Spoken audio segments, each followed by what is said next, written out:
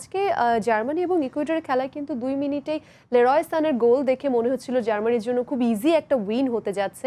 একটা জিনিস যদি আপনি দেখেন, জার্মানি প্রথমে কুরাসাওকে হারিয়েছিল, 7 গোল দিয়েছিল কুরাসাওকে। সেই কুরাসাওয়ের সাথে কিন্তু ইকুয়েডর গোল শূন্য ড্র করেছে, আবার সেই ইকুয়েডরই হারিয়ে দিয়েছে জার্মানিকে। সো পুরো সমীকরণটাই কিন্তু বেশ শকিং ছিল। আর এই ম্যাচটাকে সবাই কিন্তু মোটামুটি সোফার এই ওয়ার্ল্ড কাপের স্টানিং আপসেট।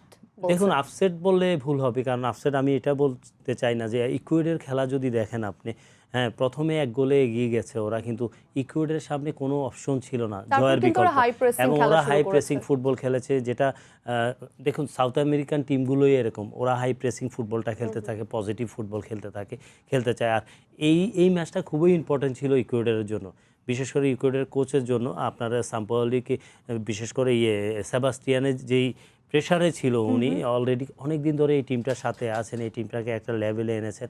সো ওনাদের প্রত্যাশা ছিল প্রথম অন্তত কুরাসাওর সাথে ম্যাচটা জিতবে, কিন্তু ওই ম্যাচ ড্রয়ের পর উনি একটা কথাই বলেছেন প্লেয়ারদেরকে, স্বপ্ন এখনও শেষ হয়নি, তোমরা তোমাদের বেস্ট পসিবল দাও, আমার বিশ্বাস তোমরা জিতবে। সো সেটাই করেছে। এবং এই ম্যাচ যদি জার্মান হেরে থাকে, আমার কাছে মনে হয় যে আমি শকড, আমি যে বিশেষ করে নয়ারের গোল রিসিভ দেখে, সেকেন্ড গোলটা যে রিসিভ করেছে, জার্মানির বেশ কিছু ভুল কিন্তু আসলে অনেক ভুল, ডিফেন্সে অনেকগুলো ভুল ছিল। যখনই হাই প্রেস এবং জোনাথন তার যে ডিফেন্সিভ মিক্স আপটা হয়েছে, সেটি কিন্তু তাদের জন্য একটা সুইসাইড ছিল। ইভেন আমার মনে হয় যে নাগলসম্যান কিন্তু নিজে, হ্যাঁ ইয়েস, জুলিয়ান নাগলসম্যান নিজে এই পারফরমেন্সকে বলেছেন ট্যাকটিক্যাল সুইসাইড। অবশ্যই অবশ্যই, আপনি ডিফেন্সে এত মার্কিং, পুয়ার মার্কিং মানে আমি জার্মান টিমে দেখিনি। এবং জার্মান দলটার ডিফেন্স নিয়ে অনেক ভাবতে হবে।